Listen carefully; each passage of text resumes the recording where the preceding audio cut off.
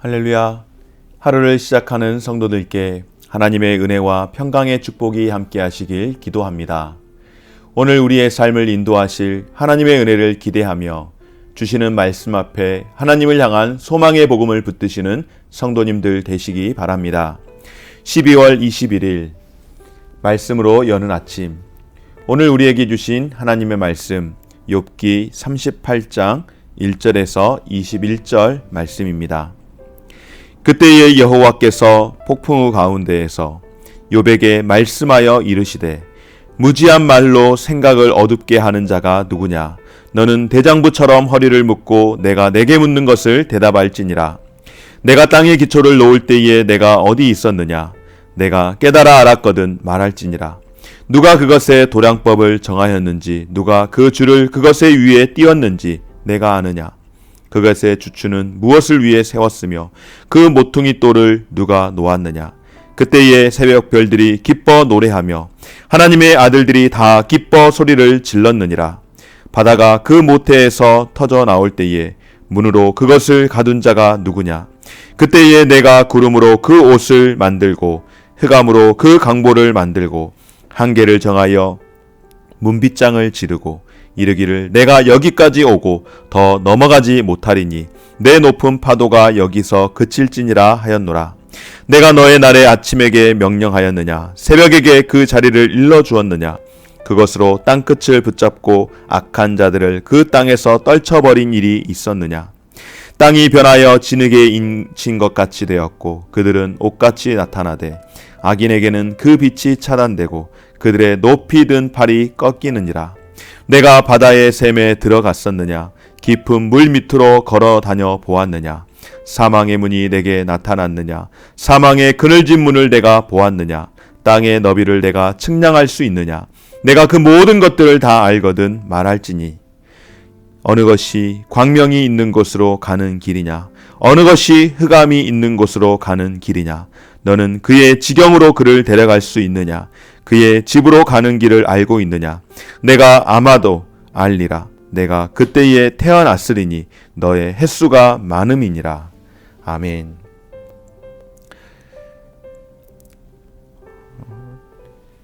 어떤 무신론자, 종교를 갖고 있지 않는 과학자가 했던 말이 기억이 납니다. 자신은 무신론 과학자이고 조금 더 엄밀히 말하면 무신론이라고는 말할 수 없고 종교를 갖고 있지 않는 그런 과학자라는 이야기를 하면서 그 과학자분의 이 고백이 굉장히 저는 귀에 와닿았습니다. 자신은 비록 종교를 갖고 있진 않지만 자신이 과학자로서 삶을 살아가다 보니 과학으로 다 증명할 수 없는 것들이 있더라는 것입니다. 이 과학이라고 하는 것은 여러분, 특별히 진화론이라고 하는 것은 가설을 가지고서 가설을 시작해서 어떤 폭발로 인하여서 이 결과물이 생겼고 그것으로 인해서 세상이 시작되었다라고 사실은 이렇게 과학자들만큼 논증을 정확하게 해야 되는 사람이 없는데 그 과학자들이라고 하는 사람의 시작이 뭔가 하면은 어떤 이 빅뱅의 원리, 그러니까는 어떤 큰 폭발로 인하여서 이 지구가 생겼다. 뭐 이런 식으로 해서 이제 이 논리를 펼쳐 나아가지 않습니까? 그러니까 그것 자체를 그냥 믿어버리면은 진화론을 당연하게 이야기를 하는데 조금은 양심적으로 솔직한 과학자라고 한다면은 그러면 그 빅뱅이 누구를 통하여서 어떻게 일어났느냐라고 할 때에 그 부분에 대해서는 어떤 이야기를 하지 못합니다. 그래서 그 과학자분이 이런 이야기를 하는 것을 들었습니다. 자신은 종교를 갖고 있지 않지만은 분명 어떤 신적인 존재가 있는 것은 과학을 하면 할수록 그렇게 느낄 수밖에 없고 깨달을 수밖에 없다. 고로 저는 무신론자는 아닙니다. 신이 없다라고 말은 할 수는 없습니다. 다만 내가 종교를 갖고 있지 않는 것뿐입니다. 역설적으로 이야기하면 신이 있다라고 본인도 자기는 종교를 갖고 있지 않지만은 신이 있다라고 그렇게 이야기하는 것 아니겠습니까? 오늘 본문의 말씀은 인간이 경험하는 문제에 대해서 어떠한 태도를 가져야 하는지를 알려주는 가장 근본적인 대답이라고 할 수 있습니다. 하나님께서 이제 직접 개입을 하십니다. 욥의 세 친구를 비롯한 세 친구와 엘리후 그리고 욥까지 포함하여서 지금까지 이 논쟁을 벌였던 5명의 이 사람들에게 이제 하나님께서 직접 개입해서 말씀하시는데, 하나님께서 욥에게 창조주의 권능으로 바다를 만드시고 그 바다의 질서를 세우셨음을 말씀하십니다. 그리고 바다의 한계를 정하여서 문빗장을 세우고 파도가 넘어올 수 없는 선을 정하셨으며 그곳에서 그치도록 명하셨다고 말씀합니다. 저는 개인적으로 이 말씀을 보면서 그래, 하나님께서 바다를 만드셨지. 그리고 물이 있는 곳을 바다라고 하시고 그리고 물이 없는 곳을 무치라고 땅이라고 하셨지. 그냥 그것을 그대로 아멘했는데 어디까지가 바다이고 어디까지가 무치며, 만약에 그냥 물이 아무 때나 넘실대고 넘친다면은 이게 과연 사람이 살 수 있을까? 이런 생각을 문득 하게 되었는데 어떻습니까, 여러분? 하나님께서 그 문빗장까지 다 만드셨다라고 하는 겁니다. 경계, 바다에게 명하여 더 이상 넘어가지 말 것을. 만약에 이 경계가 없어져 버린다면 여러분, 생명이 살 수 없지 않겠습니까? 그래서 하나님께서 이 경계를 만드심으로 동식물들, 육지에서 또 바다에서 그 생명이 유지할 수 있도록 만드셨다라고 하는 것입니다. 사람들은 바다의 한계가 단순히 자연 법칙에 의해서 자동으로 전해졌다라고 생각합니다.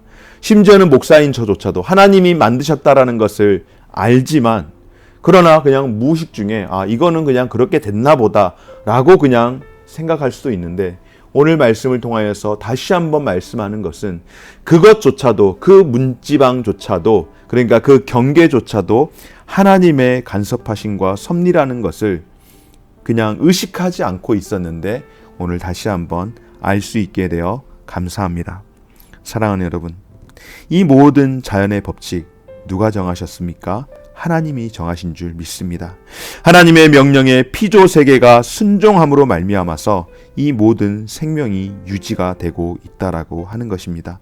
그러므로 하나님의 간섭과 은혜가 아니라면 이 세상의 모든 만물, 특별히 그 생물이 어떻게 생존을 할 수 있겠습니까? 하나님의 권능과 지혜가 우리의 모든 생활 가운데에서 발견됨을 기억하십시오. 생명을 주시고 보존하신 하나님의 그 은혜에 감사와 찬양을 올려드립니다. 그리고 하나님께서 말씀을 하시죠. 바다의 주인은 하나님이시라고.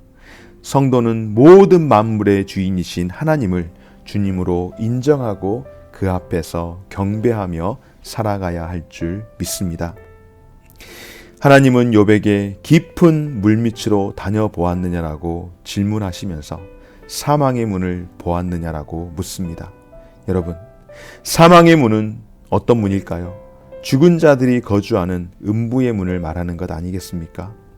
이것은 깊은 물밑에 있다라고 당시의 사람들은 그렇게 생각을 했습니다. 그래서 고대인들에게 바다는 죽음을 상징하는 두려운 대상이 되었고, 더욱이 깊은 바다는 음부의 끝이라고 그렇게 생각을 했었다라고 합니다.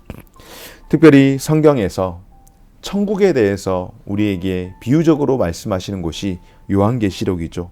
특별히 21장에 새 하늘과 새 땅을 말씀을 하는데 어떤 의미적으로, 상징적으로 이곳에서는 바다가 등장하지 않습니다. 바로 하나님의 나라는 새 하늘과 새 땅이라고 이야기하는 것은 그곳은 음부가 아닌 죽음의 권세가 붙드는 곳이 아닌 하나님의 생명이 영원한 복을 누리는 곳임을 하나님 나라에 대해서 상징적으로 보여주는 것인데요. 사랑하는 여러분, 완전히 행복한 나라, 영원한 영생의 복을 누릴 수 있는 나라, 그 나라는 예수 그리스도 안에서 누리는 하나님의 나라인 줄 믿습니다. 오늘 저와 여러분들에게 이 하나님의 나라, 하나님께서 이 모든 천지 만물들을 창조하시고 바다를 다스리시면서 그 모든 것들을 다스리시는 하나님 앞에 우리가 하나님을 온전히 인정하고 경배해야 된다라고 말씀하시면서 하나님께서 우리에게 구원을 베푸신 그 하나님의 은혜와 영광에 감사와 찬송을 돌리며 살아가야 할 것을 오늘 욥에게 응답하시고 계십니다. 욥기 3장을 통하여서 자신에게 고통이 찾아왔을 때에 이 모든 것들을 만드신 분이 하나님이신데 이 모든 세상 만물 가운데에 하나님이 응답하지 않으신다라고 탄식하는 그 탄식에 대하여 오늘 38장에서 응답을 하고 계시는데요.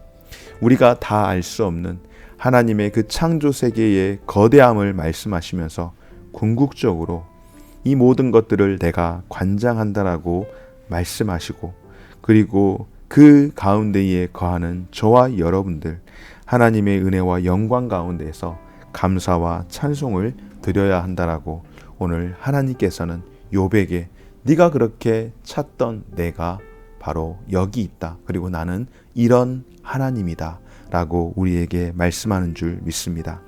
사랑하는 여러분, 예전에 그런 속담이 있지 않습니까? 장님이 코끼리를 만진다라고 하는 것.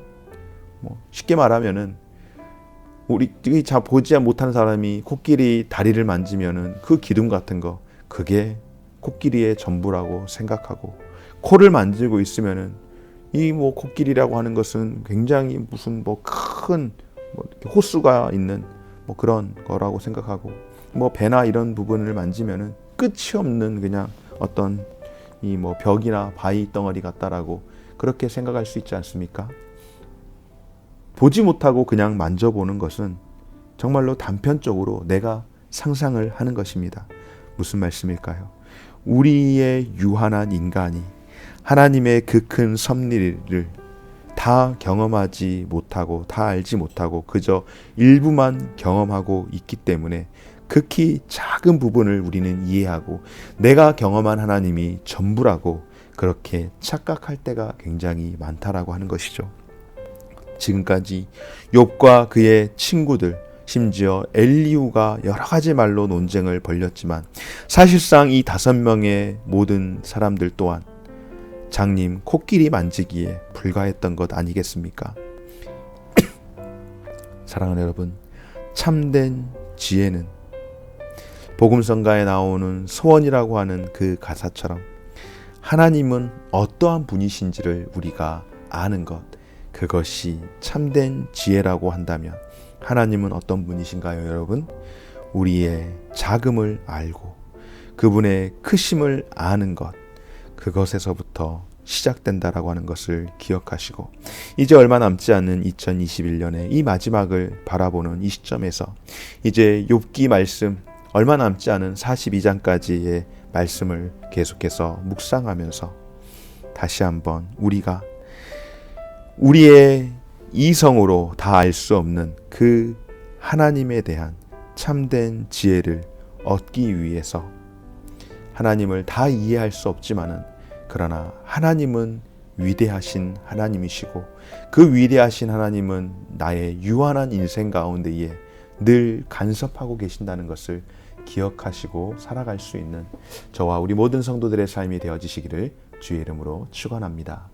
고마우신 하나님 감사드립니다. 오늘도 우리에게 귀한 날을 허락하여 주시고 우리의 이성으로 다 이해할 수 없는 하나님이시지만 분명한 사실은 하나님께서 우리에게 구원의 은혜를 베푸시며 만물의 주인으로서 여전히 하나님은 우리의 예배의 대상임을 기억하며 또 2021년 마지막을 살아낼 수 있는 우리의 모든 삶이 되게 하여 주옵소서. 감사드리며 예수님의 이름으로 기도드립니다. 아멘.